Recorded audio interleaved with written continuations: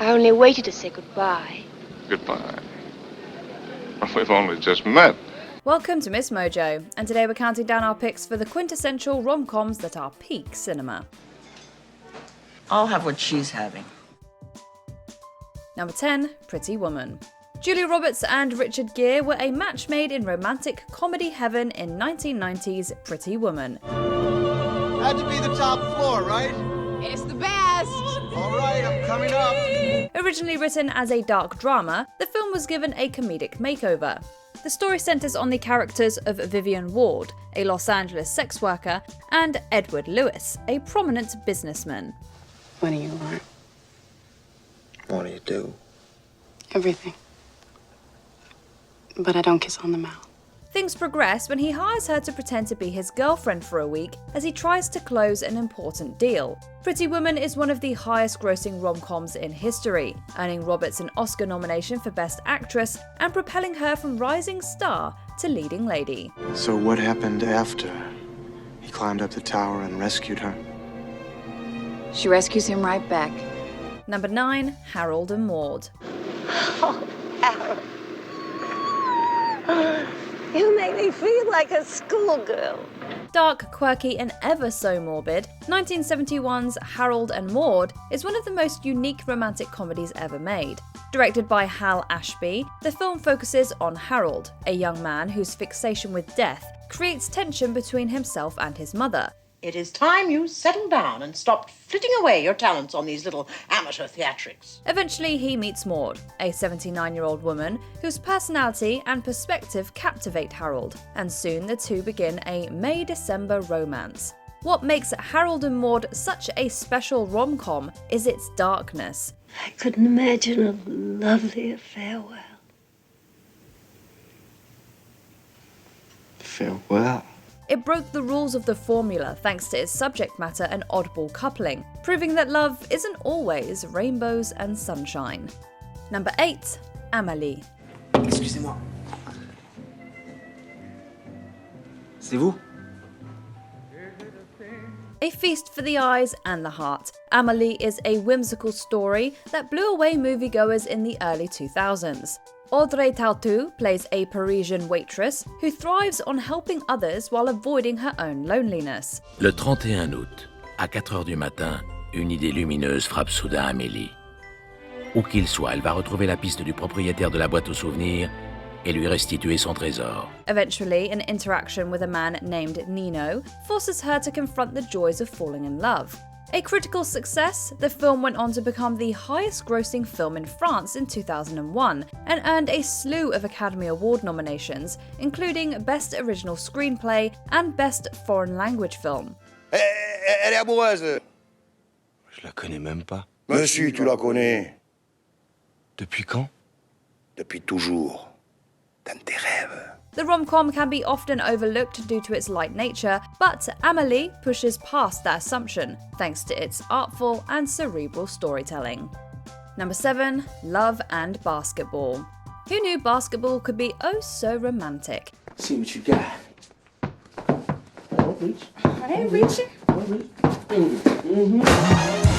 Set in California, Love and Basketball follows the friendship and courtship of Monica and Quincy, two childhood friends whose relationship turns romantic as they both attempt to pursue careers in basketball over a number of years. Starring Sanaa Lathan and Omar Epps, this film was released in the early 2000s and remains one of the best depictions of love on film during that decade. It's not fun for me anymore because you're missing. What I'm trying to say is,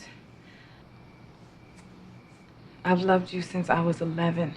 Writer and director Gina Prince Bythewood stated that she set out to make a black When Harry Met Sally. At the centre of the film are characters who are often underrepresented on the big screen, and Love and Basketball provides a long overdue space for them in this cinematic slam dunk. Let's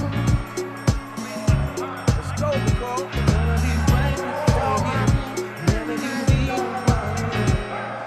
Number 6, His Girl Friday. Based on the 1920s stage play, The Front Page, His Girl Friday is a smart, quip-filled rom-com. Well, would you mind if I sat down? There's been a lamp burning in the window for you, honey. Here. Oh, I jumped out that window a long time ago, Walter. Cary Grant and Rosalind Russell play ex-spouses. Editor Walter Burns and star reporter Hildegard Hildy Johnson, who both work for the same newspaper. In order to foil Hildy's engagement, Burns sets up one last story for them to cover. Walter, listen. I've got the whole story on how Williams got that gun and escaped, and I got it exclusive. Yeah, that's right, and it's a pip. In addition to its fun premise, Friday was a game changer when it came to dialogue.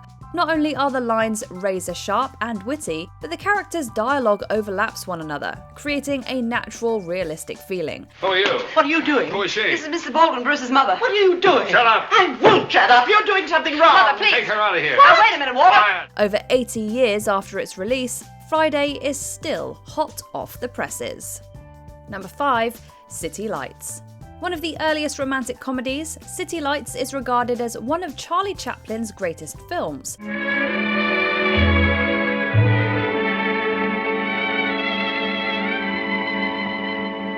Chaplin's beloved little tramp character falls head over heels for a blind flower girl who believes that he is rich. From there, the little tramp encounters many mishaps as he tries to scrape together the funds to help his new crush with medical treatment.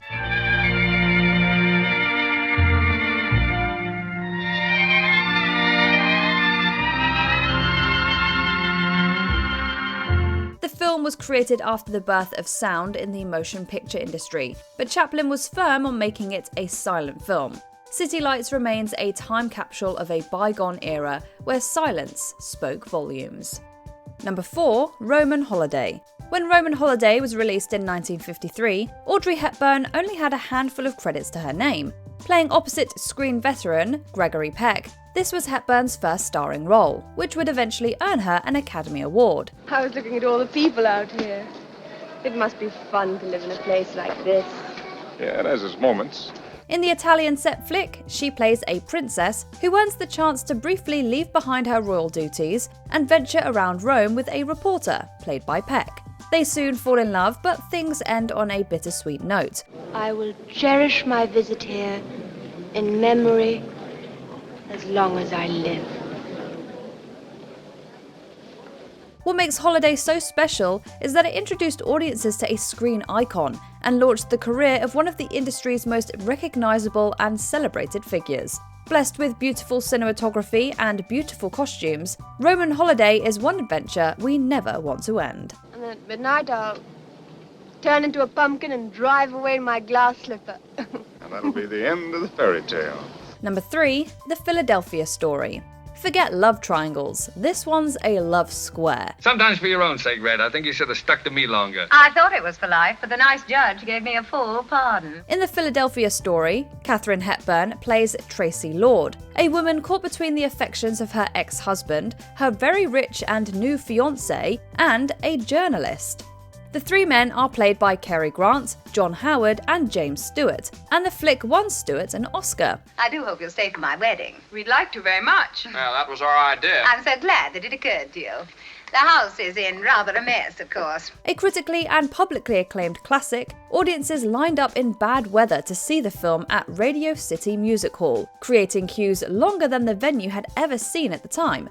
Released in December of 1940, The Philadelphia Story brought some humour and lightness to American audiences during a dark time in the world. Awash with champagne was Will Q. Tracy's pleasure dome on the nuptial eve of Tracy Samantha.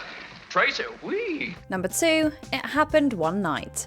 Starring Claudette Colbert and Clark Gable, It Happened One Night is pure rom-com joy. I wish you'd stop being playful. Oh, so sorry. Sorry. Shot in black and white, the 1934 flick is about an heiress and a reporter who fall for each other after being thrown together while on a road trip.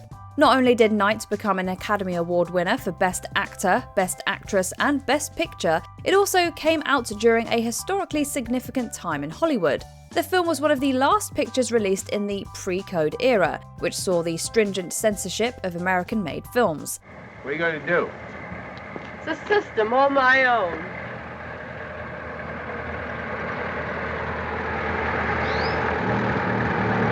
The flick flick marks a turning point in the industry, which saw creativity and freedom of artistic expression stifled. Thankfully, this romantic screwball comedy happened just in the nick of time.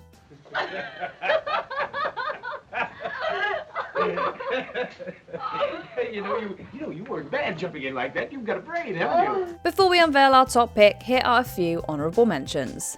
There's something about Mary. There's something we simply can't resist about this 90s rom-com gem.